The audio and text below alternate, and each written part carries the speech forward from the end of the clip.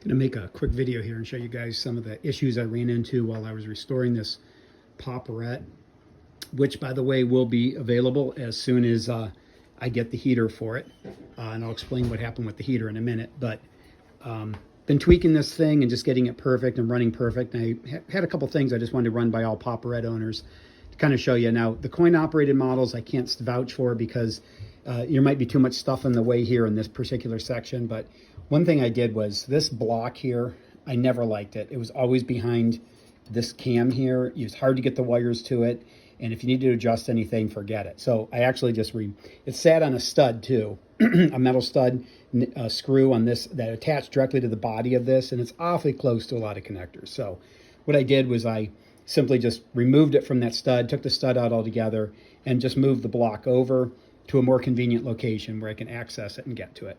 That's actually the electrical block that controls the umbrella switch. And one thing I advise, I think every Popperette owner should do, is install a safety switch or a rescue switch. These, you can buy these at Amazon, and a pack of 5 is like 10 bucks. I don't remember what I paid for it. It wasn't much. But it just goes into that existing hole. There's a decorative piece you have in your Popperette now. You just solder it on, run those wires over right to your block with the umbrella switch. And should this thing cycle and get you into trouble, you can access it and get to that. Another problem I was having was this thing was having a problem with popcorn clogging this lever here. So this is the lever that lets the popcorn go into the lower basket. It kept clogging and jamming. So I had to figure out a way to fix it.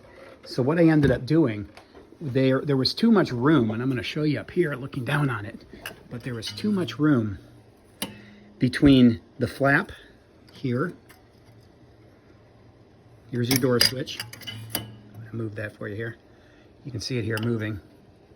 There's your door moving up and down, and there's a little metal space there.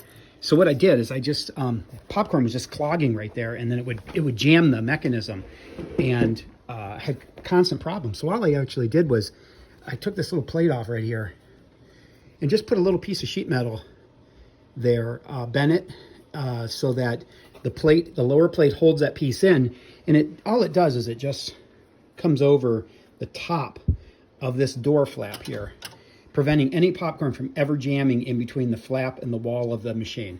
So I've tested it a million times and I haven't had a clog yet. So fingers crossed it'll hold up that way, but I'm thinking that's what will do it. Here's the last problem I had and why my heater is getting wound right now again with wire. This basket, as you can see, when it drops down, the heater's out of the machine right now. See, the basket will come down. I just kicked the machine on, but it will come down. Actually, it will touch the heater if you do it manually. So I had a jam. I was pulling this down to adjust the basket, and it actually touched the heater, and it shorted. So my heat wires have to be rewound. So what I ended up doing is I ended up putting a little stop right here. So this can never go down far enough to touch the heater again. Just one of the things you get into when you're working on these. But I thought you guys might get a kick out of some of the problems I've had and some of the fixes I came up with for this Popperette. So if you have any questions, let me know. Thanks.